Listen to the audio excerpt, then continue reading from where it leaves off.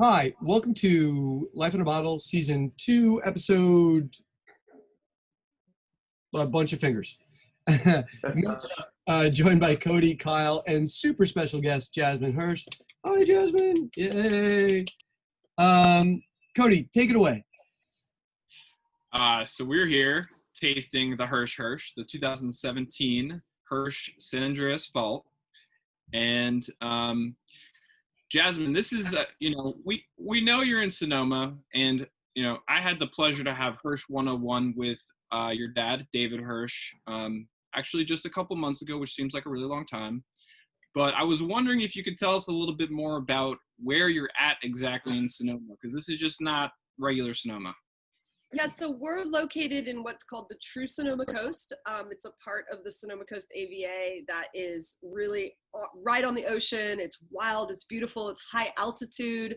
You can see the Pacific Ocean from the vineyard. So it's a very unique maritime climate that is also, as I mentioned, high altitude. So it has those factors have a really profound effect on the wines. Mm-hmm. The wine, I can tell you right now, the wine is just glorious, absolutely beautiful. And Agreed. So freaking Hirsch, so freaking fantastic. Thank you. Could you give the listeners just a little brief history on the site and your family's relationship with Hirsch Vineyard? Yeah, so my father's from the Bronx. He dropped out of Columbia after like a semester or two.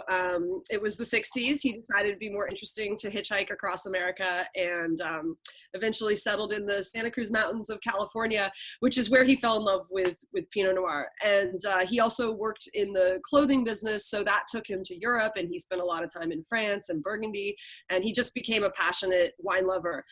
He bought the property that would become Hirsch Vineyards in 1978, really as a place to hear himself think, as he would say. And, at that time, the Sonoma Coast was not considered to be a viable place for viticulture. So he was able to buy a 1,000-acre sheep ranch for almost nothing. It was incredibly cheap at that time to buy land there. So he was very prescient in that way. And a couple years after buying the property in 1980, he started planting Pinot Noir. And people told him that he was crazy to plant so close to the ocean, but it's turned out to be an extraordinary place for Pinot Noir. Yeah, we can see that. Just putting our nose in the glass right now. And we found it in the San Francisco Chronicle. Is that right? Yeah, in the classified section, like in the estate section or something like that. It was the history of who owned the property and its different lives that it had. It used to be all redwood forest, and then, as I mentioned, it was a sheep ranch. I mean, it's really an extraordinary story. And because of the activities of humans that took place on our property, it really had a profound effect on the terroir. So, you can talk about the climate and the geology and the Pacific and the San Andreas Fault, but the fact that it was redwood forest for millions of years and then it was clear cut, all of that has had a profound effect on our soils specifically. So it's a really interesting history. Yeah, I vaguely remember him saying something that it was erosion that had happened thanks to all the man-made activity on the estate that actually makes it what it is. Yeah, it's an interesting perspective because, of course, we would never say, we farm biodynamically, which is a really intensive ecological system of farming. And we would obviously not say that clear cutting and soil erosion is positive. But if you are talking about making, really varietally true Pinot Noir, which should have transparency, elegance, tannin, and of course, most importantly, site specificity or terroir.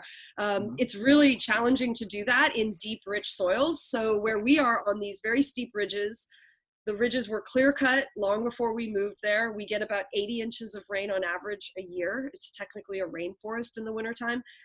All of the topsoil has washed away. So we're farming on these subsoils, these incredibly shallow, difficult soils, which absolutely contribute to the quality of the wines. Now, we are, very focused through our biodynamic mindset on building back up some of that humus layer, as we say, the living soil for vine health, particularly because we have a lot of old vines and older vines that have disease as well. So very, very important. We're very focused on soil health. But at the beginning, I would say that is, the fact that we're farming in these very difficult soils contributes to the tension in the wines. Yeah. On that note, let's talk about 2017. How was 17 as a vintage, and how did you approach making the wine? Yeah, so the vintage was I would say a warmer vintage. It was not like crazy hot during the summer, but it was very, very hot towards the beginning of harvest. So we had a very quick harvest, it was a perfect growing season, warm harvest, quick harvest. We destemmed quite a lot this year. Normally we use quite a bit of whole cluster, but this vintage is mostly destemmed. The wines are, they're savory and darker fruited, but really elegant and fresh, and have this really kind of energetic, lithe palate. And I would say overall the fruit weight is medium to light, depending on the bottling that we made that year. But the vintage seems to be overall, the wines are showing a lot of complexity early on. So this wine is definitely has beautiful, intense fruit, but it's already showing a little bit of earthiness, a little bit of minerality. And that's really quite awesome for a wine that's 2017 vintage, so still pretty young, but you can have some of those savory, complex qualities that usually take a little bit more time. And I think that's just the nature of this vintage. It's an earthy, savory, complex vintage. And to have all those, to tick all those different boxes, and at the same time have the structure that it does, have that bright, fresh acidity, and then that tannic grip that's just enough to really set off the fruit, and really, I think, would contribute pretty spectacularly towards aging. It just all comes together really, really beautifully right out of the gate.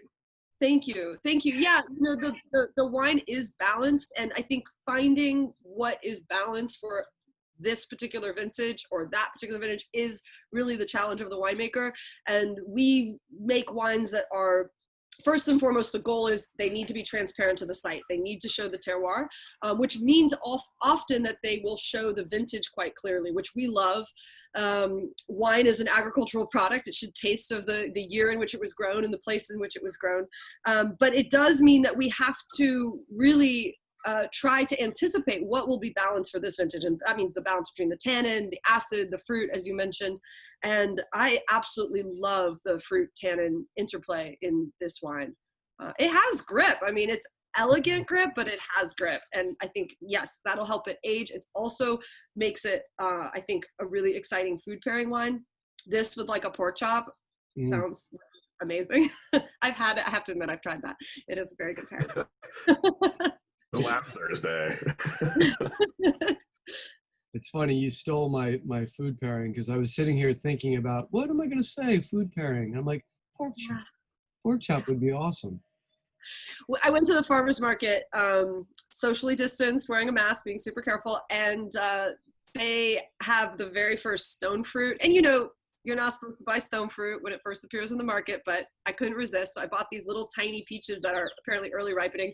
They're not very good, right? They're too high acid and, but imagine those on the grill, cut in half on the grill with a pork chop, with this wine, maybe with like a wilted arugula salad. I'm making myself Yeah.